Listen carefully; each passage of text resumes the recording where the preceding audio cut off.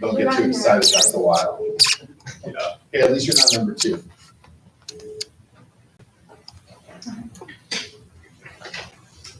And like cupcakes?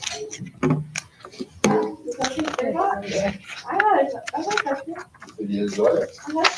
Like the whole experience? Why? Or you just switch the stuff? Yeah, she's making us look good. Yeah. Okay, You know, 16 film. call the meeting to order and pledge allegiance.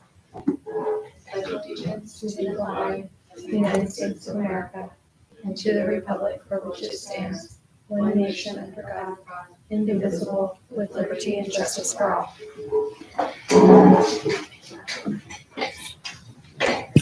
Okay, audience introductions. You have one guest. Want to introduce yourself? I think everyone. Oh, I'm Julia Fast, her daughter. I'm here for the senior trip and to get that all approved. I even made. Oh, no, you're not. It's just introducing yourself, sorry. And then we come back to you. So we'll come back to you. Thank you. Approval of the agenda and the amendments. I'll move to approve the agenda.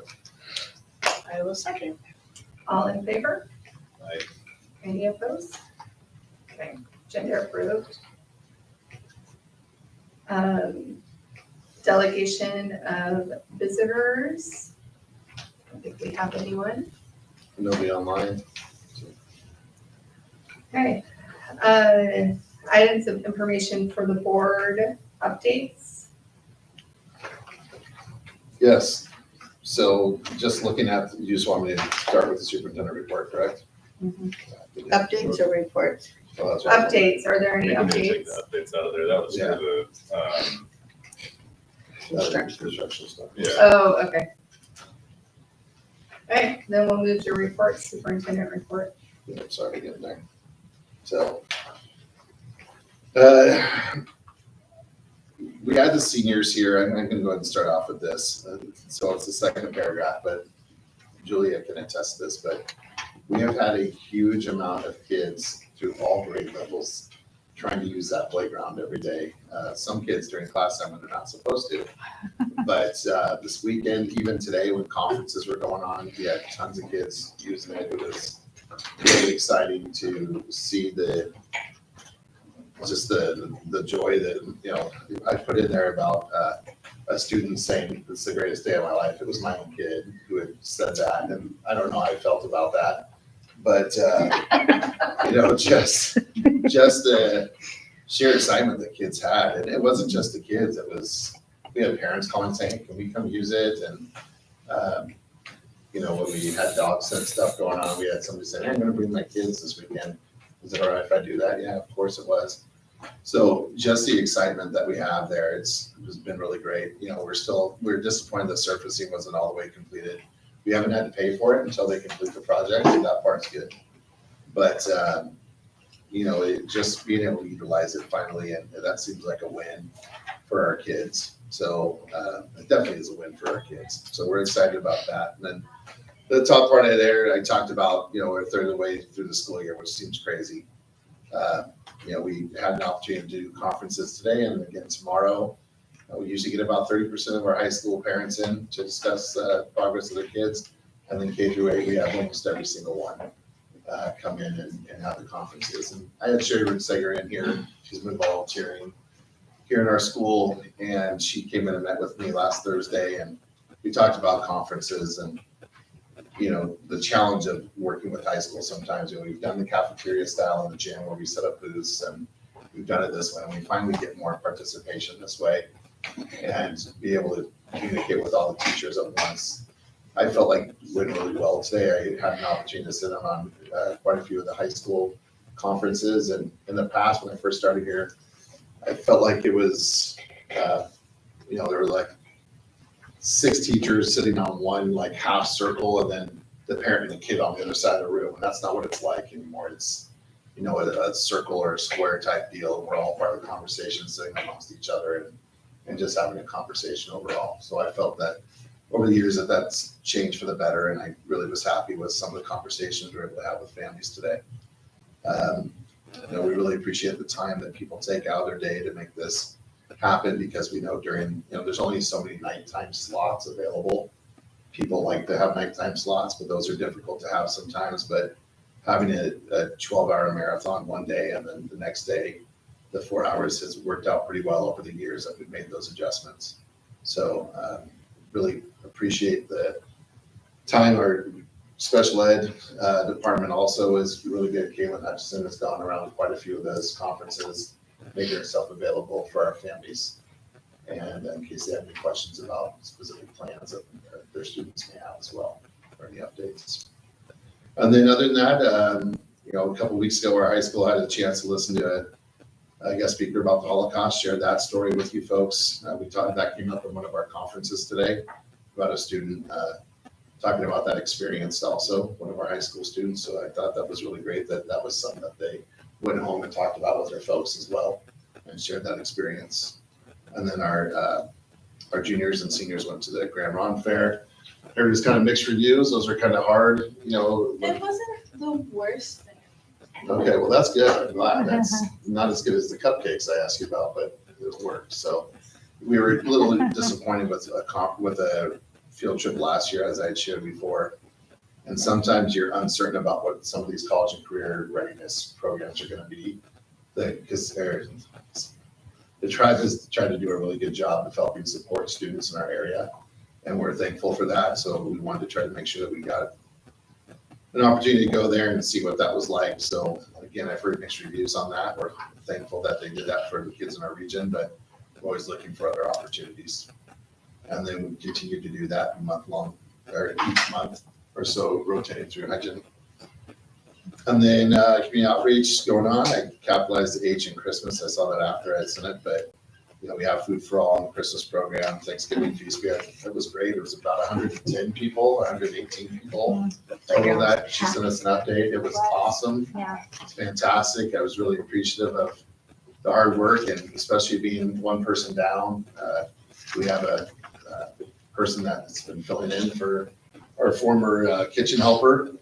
And so to have, some kids in there and our kitchen staff, they did a lot of hard work that day. So it was really great. Anyway, this interaction with our senior citizens, is going to be exciting. We have Senior Tea coming back on. Christy's taking the lead on that. That's always been a great staple that we've been able to do in our community over the years. And to be able to have it back this year is really great. So we're thankful for that and looking forward to the rest of the items over the next few weeks. It's crazy over the next month, but it's also a very memorable time for kids and families. Elementary and middle school report. Yeah, a few things to add to Dan's report. Of course, it seems way back now, but our carnival was really successful. It felt like we had quite a few more in attendance, and I'm not sure of the exact numbers, but we had a lot here, lots of great feedback. We had a few different groups that were raising money during that time. So we had the track team, an 8th grade field trip group, and then a 6th grade group came to me following something they had been working on in math and wanted to do a bake sale at the carnival. So it's a really great chance for them to just naturally apply what they had been working on. They learned some hard lessons, but they learned some great lessons as well and raised some great money. And they said they wanted to contribute that money to their field trip fund. So they'll be able to do that. The trick-or-treating and the costume parade was great. It was really nice to all be back on one campus for that, to have kids going all the way through the elementary, going through each other's classrooms, and then going over to the middle school and high school was a lot of fun. The PPC, of course, shared Staff Appreciation Day with us on October 31st. They brought some goodies and decorations, and that was appreciated. November 2nd, the American Legion group came and they talked with our 2nd through 5th graders about the Pledge of Allegiance and just the meaning of the Pledge of Allegiance and what it meant to be someone who has served in the military. And lots of kiddos have some background information, but they don't necessarily have the full picture. So it was a great opportunity. Did they go over no comment? No. No pause. Right. And then last week, the Traveling Lantern came and performed a play, the Pinocchio play, for us. And it was interactive, so they were able to grab some kids from the audience for different parts of the play. And that was quite fun. I honestly was not sure how that was going to go. I was a little bit nervous about it, but it went great. And it's a group we would have come back, of course, in the future. You guys have the playground update. Even on the weekends, as I pass by, there's 2 or 3 cars anytime it's not raining. So that's been fun. I realize that there's part of it that's new, so it's still really fresh and exciting, but there's so much to do out there for all different age levels. I just feel like it's going to remain something that is not only a staple in the community, but within our school. The kids really love it, and they're not going to run out of things to do. Watching high schoolers come out and play tag, middle schoolers coming out every lunch, they come and find me. If it's not raining, they come and find me to see if we'll open the playground for middle school. And that's not a time that elementary kids are already out there, so why not? And we've got a consistent group of probably 30 that are going out there for that, so not just a few. And they're using all the different pieces of equipment, so that's a lot of fun. We mentioned the senior tea coming up. And then conferences, they are going well. We're having great attendance all day today. We expect the same for tomorrow, although it's a little bit of a lighter load tomorrow. But we're pleased with the attendance for our conferences. And then Aaron has both the special education and the spotlight on education. Okay. All right, so we are currently working with 36 students on IEPs, several more on 504s, not more than 36, but quite a few. We've been, the day before Thanksgiving break, some of our students were able to bring pies home to their family. They were taking surveys and following recipes, figuring out what pie they would like. And so that was cool that they were able to bring that home to their family. We had a long day of IEPs a couple weeks ago, several speech evaluation meetings. And Ellie Solemn, she was the one who represented middle school that day, and I was just so impressed with how well she knows all of the students. I mean, the details, she was able to give parents and examples. I mean, they are things that you would normally catch in an observation of one student, let alone while you're teaching an entire class, picking up on those things. So it was just really great to have her there, sharing what she knows about her students. And I actually had 2 shout outs. Emma, our 5th grade teacher, she and Kaylin have been working really closely, just in terms of her class is very lively this year. And she's just constantly seeking information, trying new things, sticking with things. She's not, a lot of times teachers will ask for suggestions and then it's like, well, that didn't work one time, but she's actually pretty thoughtful and will stick it out and take data and figure out, is this working or is it not? And it's really a cool thing to see. She's just doing great. And then the picture, that's our speech assistant and speech pathologist. And they had a twin day at WESD, and this is the shirt they both chose to wear for their twin day. So it was posted on the wellness bulletin board at WESD. That's what they did. So we sent them those at the end of last year. Mm-hmm. That's cool that they chose us. I know. Makes me happy. Okay, and facilities report is in the packet. Anything in particular that needs to be highlighted? Our piping and system on the nitrogen fire suppression system, we had more sections that had rusted out. And Troy was looking like he was having to put his thumb in the dike in order to make sure things weren't going haywire. But we ended up having to have fire watch one night because we didn't have the system up and running. So it was on a school night, so we had to have that done and had the guys back out the next day, and we've been having them do a little bit each time. But there's sections we've been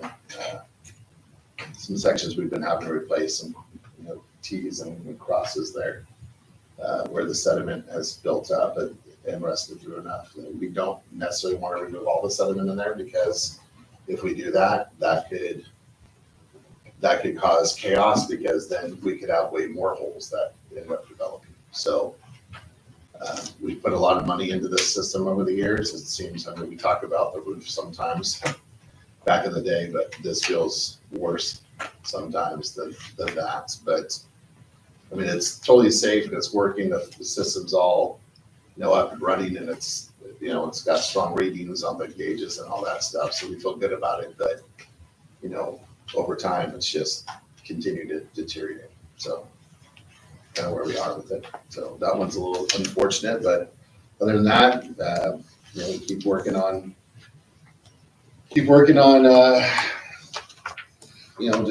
trying to make sure that the grounds stay clean and nice and tidy, and we put some ryegrass seed and try to make sure that we fill it in, and then we could probably use more than that. But storage, been able to get the play shed pretty much cleared out. There was some stuff that we left in there after we got, the garage sales and everything else, and the storage there, future projects you see right there. So don't need to go over everything, but definitely one of the gym and the fire system is the one I wanted to highlight.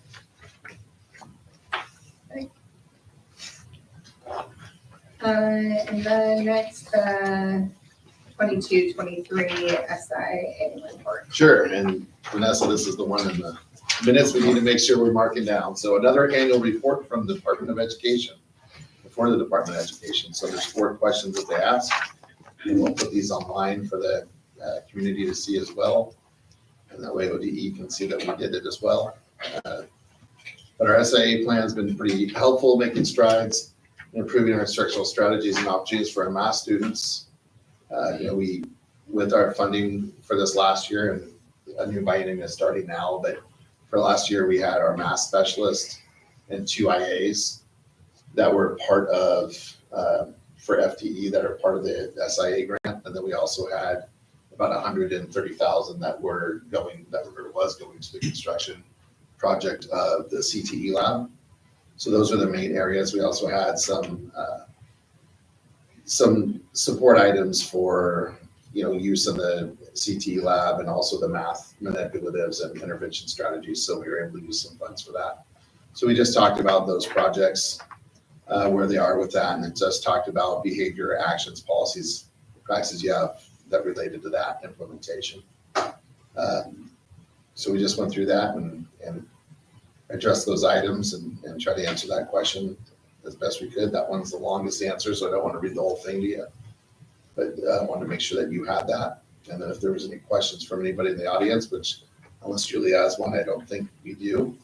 And then what barriers or challenges do you see for SIM implementation?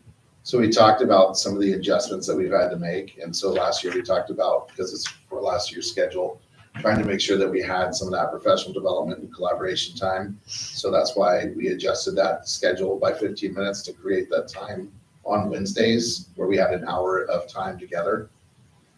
Plus we could go over that time. There was an hour of contracted time, but we could also add an extra up to 30 minutes if we needed to, as per the contract. But there are 2 issues why we never did early release or late start. And so we addressed those 2 that for ODE to see, just again, half of our students are out of district. And so that's really tough if we're making those changes once a week on families for one of those things. It's not consistent. And then also It's tough on families that live right there. Exactly. It's tough. horrible. So that's why we didn't want to do that. And then SIA implementation includes ongoing engagement. That's the most challenging part for all the schools that we're talking about. And it's not just engagement with trying to do community activities, et cetera. It's trying to make sure that you're really getting that meaningful input. Like we talked about, this is actually really great.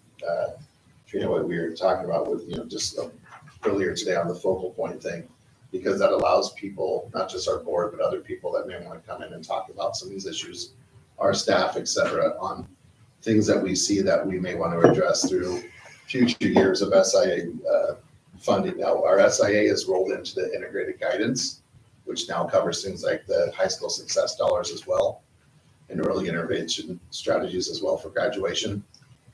But trying to make sure you get those meaningful input from all groups, students, focal groups of students, family, staff, community. That proves to be challenging for all districts at times, just because they don't want you just to give a survey. They want them to be involved with, decision-making and et cetera.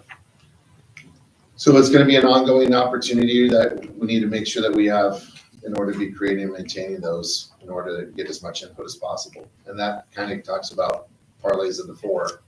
When you start looking about your choices and prioritization from last year, which was really worked on the year before. District's really grateful for this newly created integrated guidance, because it's one item instead of multiple things that we have to present on each year. And, we're able to have that ongoing engagement that covers all of those. Christy is working on a literacy one right now, which next year will be integrated into the integrated guidance, but right now it's separate. So all this stuff that we're talking about with community engagement and everything else the state requires of you, she's having to do the same thing with that literacy one.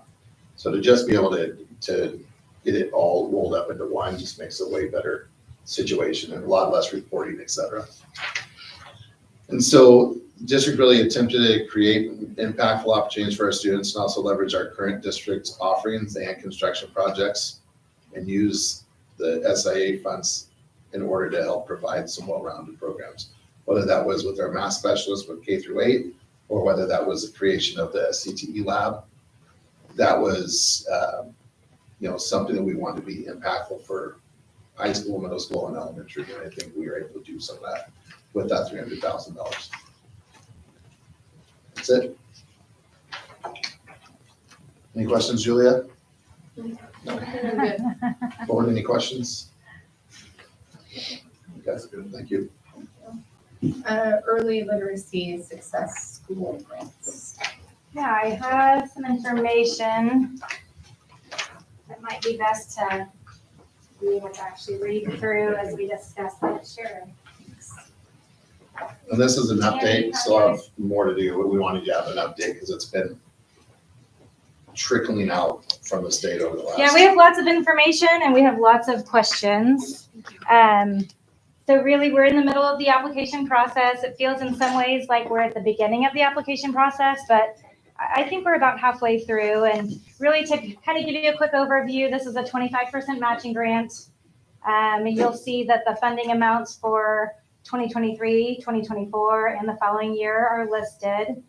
And then I wanted to kind of give the board some information about the stage that we're currently in. There's 8 sections within the application program or process.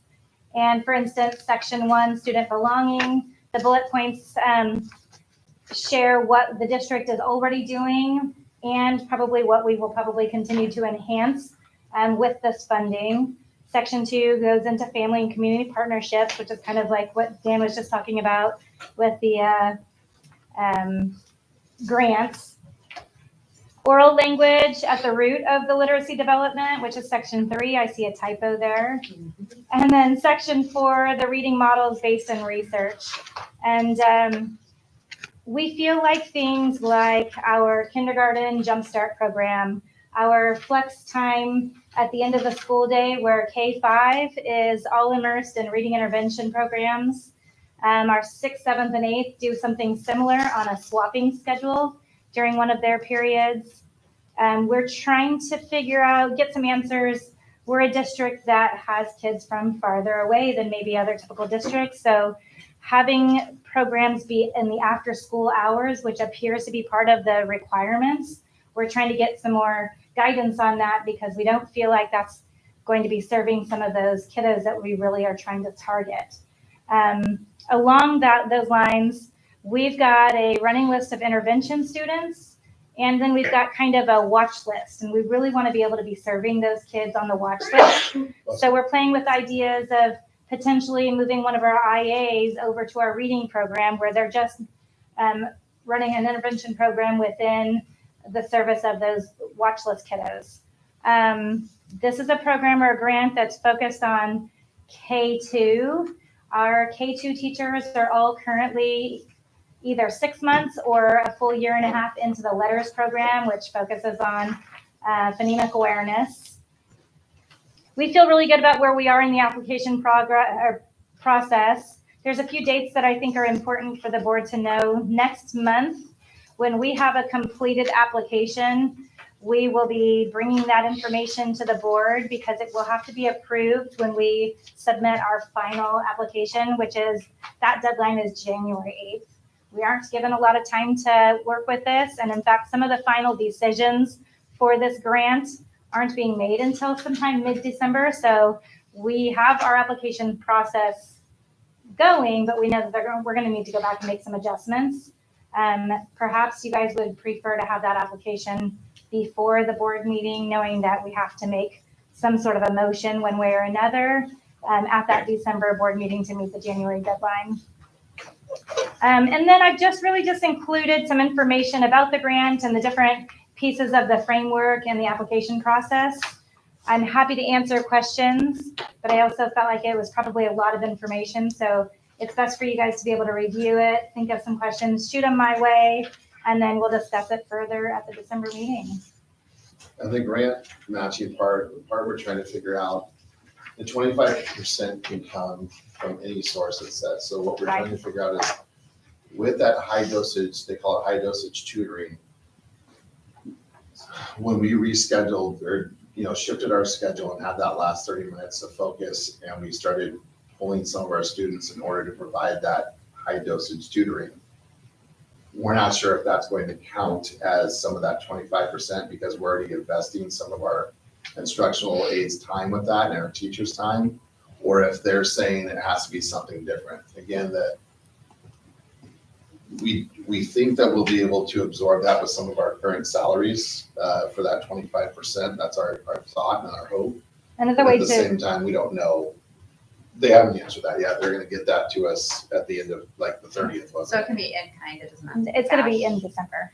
it? In December now, I of can, course. but it doesn't have to be a cash match, it have just in kind. Correct. We can use. We just have to be using some of our funds. And again, the funds can be from whichever area, but And it's unfortunate Are they this gonna let is us count happening after the budget process from last year. But for example, the kindergarten jumpstart program, we will be able to count those funds that we're already utilizing. So some of we get that's going that to be. from the county. Mhm.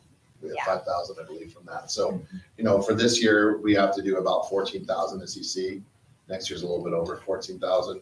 So we have 5,000 from the county and we're able to use some of the other. Then it should just be us receiving the other 42,000, which would be great. But I'll leave that when I see it. I have a couple questions. So, and this isn't like a competitive grant, it's more Correct. of you will receive the funds as long as you meet the Correct. criteria. Then does any of the, like, if we put investments in like preschool, would that count? I don't know yet about preschool, but it Okay. possibly could because Or is I that think it too possibly early because could. it's That's a really good pre-kindergarten? It might be a good question. So if it No, is, we because- definitely need it because we just created preschool again this year. Yeah. Sold, we're done. no, that's a great point, But- and I think that it probably would, but I will find out for Okay. sure. And what are Fridays, the things that we do for students on Fridays? Like Only we if do- those kiddos are on our targeted intervention, and elementary isn't typically. On that. And I really, I do like the focus that you all have on trying to do this within school hours, because I think you do really miss probably the most. When we try to look at our list of kiddos that we think we could serve, when you see them being from out of district or from farther distances away, it makes it hard for those families to get back and forth for those extra times. Yeah. So trying to embed that within the school day is what we're hoping to be able to achieve. And it sounded hopeful, but ESD didn't know. We've gone to 2 trainings now, working with other districts through the application process, and there's just a lot of unknown. But it's been great hearing that other districts are kind of interested and curious about the same questions. So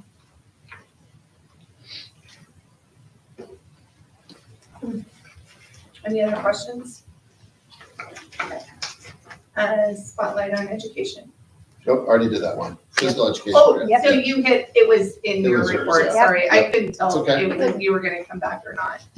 Okay, then, sorry, physical education grant, I skipped that. It's okay. Just an update. So the state does offer two grants through physical education program. One is for professional development, bless you, and the other one is for hiring a second staff member. There's discussion out there. I did call the lady to inquire about it because finding somebody to do K through 12 PE is not that easy. It's just like K through 12 math. People, can do 6 through 8, or they do high school, or they do elementary, but to have somebody that really does all of it, it's not very common. So that may be a bit of a struggle. So I inquired with her to see, okay, I was just thinking the rest of this year even, what does that look like if we were able to hire somebody and try to train them if Mr. G is not coming back? What does that look like? Can we get somebody to really kind of shadow with him? Of course, there's a million different requirements, and essentially the $70,000 that they offer up to is just for salary. You are required to come up with all PERS, all insurance, etc. So that was a little disheartening because we were hoping for it not to be the case. And then we looked at a grow your own type program. If we had somebody, whether it was on staff or not on staff, but that had their 4-year degree already and they want to add that endorsement to be able to become a teacher, that's something that we thought, okay, they have a professional development side of it. Well, according to the lady that runs that grant, she said, no, that wouldn't really work. It'd have to be someone that's already licensed. So there's not a lot of licensed PE teachers out there. So to really be able to utilize that grant right now, I don't know if that's something we will go forward with, but I did want to bring that to your attention because it may be that I get a more favorable outcome in the next discussion I have with her next week. And if that's the case, then I may email you folks and say, okay, this is what she said coming out of this. But the initial discussion was that I don't know if it would really benefit our school and our students because it just financially doesn't look like we're going to match up with what their requirements are. So not much to really present, but I just want to let you know that it was out there and that's something that we're working on, but I don't know if it's really going to be something that we need in the long run. Is that? Sounds interesting. Yeah, I was really excited when I read it. I know another district that, I like how you're trying to think outside the box to make it work. so I'm trying our best because why not have another staff member try to get that training and get them paid? Even if you're looking at somebody that's an instructional assistant, you bring Right. somebody in, even if they have a 4-year degree, then we can get them a restricted teaching license and then get them their other teaching license. And that's what I was thinking we could probably do. And so far, again, not so much. So It's a shame because that would be really beneficial, Be great. especially when we have such a shortage for math and PE teachers in the state. yes, indeed. So that's it. Thank you. G, resignation. Yeah, Denise Dickey resigned. Well, I guess it was a few weeks ago now, huh? Yeah, The first two. And, we had some interviews and we'll let you know about those tomorrow. We just had those on Friday. We interviewed 6 people. We had, 12 people apply. I think so. So we have been using Indeed and we use School Spring also and had some from both, the applicants from both pools. And we were very happy that we had an applicant pool that looked that large for a part-time person for a kitchen helper. And everybody we had some experience in food service, so that was really great. And, it's unfortunate to see Denise leave, and she, done some stuff for us in both coaching and food service and the office. So she's been, a Swiss Army knife of different jobs here at Perrydale, and we'll be, it's sad to see her leave, but we knew this was probably coming because she, was already retired once and then came back and then retired again. So I think this will be it though. I don't think she'll be working anymore, aside from maybe coaching. So thank you, Denise. Appreciate it. And then Jared Cornwell, our custodian that's been with us for a little over a year. Jared was offered an opportunity somewhere else, and it's a really good fit for his skill set, and we wish him the best. But he's been very helpful with our maintenance and our facilities, and his background with construction as well. He's helped out a lot around here, and again, somebody that can do a lot of different things. very attention detail oriented as well. So thank you, Jared, very much. We do have some interviews tomorrow and Wednesday that Troy and I will be doing to try to get that going. And then we also try to get a sub in to go walk the grounds and work with Troy for a day last week. And that worked okay. So we'll see how that works. But moving forward if we need it, but we'll hopefully have somebody in place pretty soon. So. Okay, moving to the consent agenda, is there a motion? I'll move to approve the consent agenda. Second. All in favor? Aye. Any opposed? Okay, motion passes. Okay, items for board action, senior trip Central Oregon. Julia. Right. So my little handout for you guys last week. Get that done last week. What are you talking about? Almost 7 hours. Yeah, your mom. Yeah.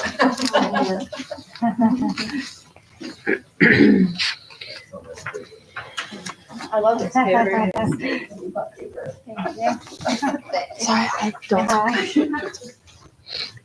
We're thinking about doing, well, the plan is to do a little trip to Sun River, May 23rd to 26th. We have about 10,000 in our account right now. We're gonna do some fundraising to bump it up some more, so we have some spending money while we're there. The budget should be under that from what we've looked at. And then we're gonna go to the Newberry National Volcanic Monument, which is the lava tubes so we can get the money that the school gives you for 70%.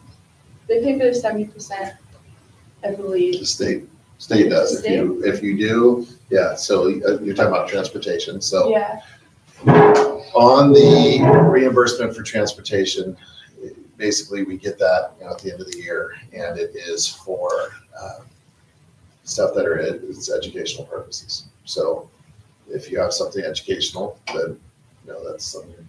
as long as it's not too rainy or too cold, that's the plan. Otherwise, we'll go like a museum. What is it gonna cost? Yeah, I was gonna say, it would cost a lot more. And then we're thinking a half day in downtown Bend. We'll be eating in the houses and out to cut down the cost a bit. And that's pretty much all we have. Any questions? So I have one thing with a little history here of senior trips, and this is something that the board can discuss and what they want to do. So if you are going to do something that's educational, if you're leaving at 8 o'clock on that Thursday, there's looking at transportation shouldn't be an issue because of minibuses, which is fine. But the pieces that in the past, the requirements were that you couldn't leave until school was out on that Thursday. It could be that, and I could be wrong.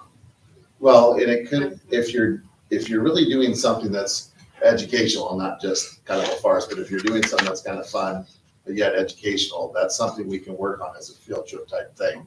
But in the past, they didn't have a requirement of having it educational, and so that's fine. And so when that was the case, then they just left at 3:15. So that's one thing, again, up to the board. But that's one thing in the past that we had as a requirement that we had to, when I was a chaperone for these things a lot, then that's one thing that we had to make sure we adhered to. So Are you saying that they could shift the educational opportunity to Thursday to that's qualify for that earlier definitely leave time? be something, yeah, that would be something. And I know you're in the initial setup here and you guys just wanted to see if that was, the location was something that the board may be interested. They may want to see a little bit more detail at the December meeting. Get up to them on if they need a little bit more, but I know you want to make sure before you reserve lodging and all that, but lodging's going to go pretty quickly because it's Memorial Day weekend. So I do appreciate that you guys have come and checked with me about dates for track. I thought that was really good that we were thinking ahead. And that, worked out this year. It's a week early for the state track meet. So I thought that was really great because I know we had a few some of you that made it to track state last year. And so you have a good chance of possibly doing it again this year. So that way people aren't missing out, because that has been an issue where we've had to have people drive separately or not be able to go because they have other things come on. Part's good.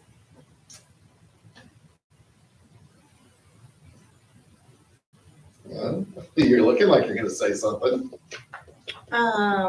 Typically, the senior trip is presented by multiple of the seniors. They have an itinerary of what they have planned out for the day. They have a budget for us of what it's gonna cost and a breakdown for that for us to approve. And I wrote down typically they don't leave till after school's out on Thursday. So I guess I'd like to see all that, if you could, please. It doesn't cost anything to make a reservation Airbnb. There's no cost. It's free cancellation. So at least you'll be able to have a budget and create a budget. Usually it says what they're gonna do when they're in downtown Bend. They plan to go do a bike ride together. They plan to do putt-putt golfing. They plan 3 different activities for the evening, break into groups, go to movies or to go bowling or, so usually there's some sort of breakdown in itinerary of what they're gonna do and a budget. Yeah, we'll be back. We just want to get it approved early so that we can start. For the location. There's been a lot of debate over locations. So I've I'm heard. happy with what it ended up being.